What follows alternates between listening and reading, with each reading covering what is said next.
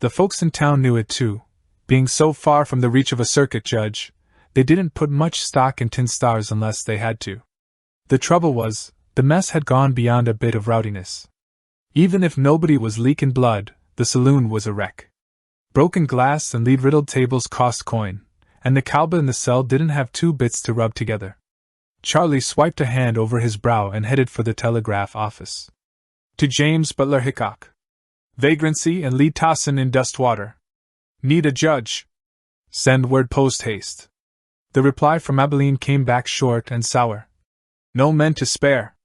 Call a town council. So, they rigged up a courtroom right there in the busted-up saloon. They pushed the tables back, swept up the glass, and let the smell of spilled rye and gunpowder hang in the air. 5 of the town's bigwigs sat up front, the mayor, the preacher, the key tapper, the station boss, and the local boxmaker. They were the jury now, destined in the fate of Earl, Red McKinnon. Clara Penrose stood by the bar, back straight and eyes sharp. She knew if the law didn't hold here, the town's heart would stop beating. Charlie stayed back by the wall, watching the door. He wasn't there to judge, he was there to make sure nobody reached for a rope before the talkin' was done. Outside, the town was split.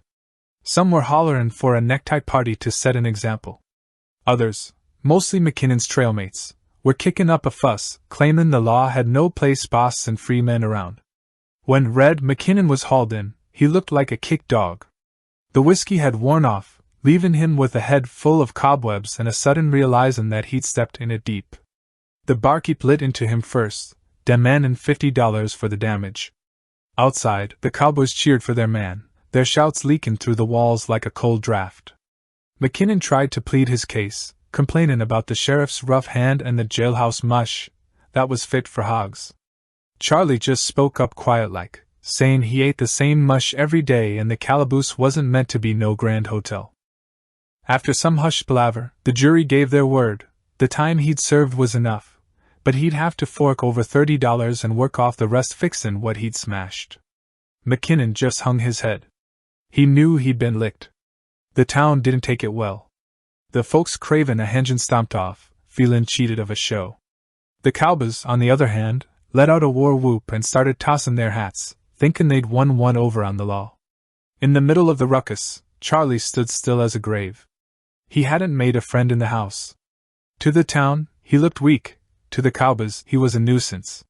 He felt that tin star pullin' heavy on his vest.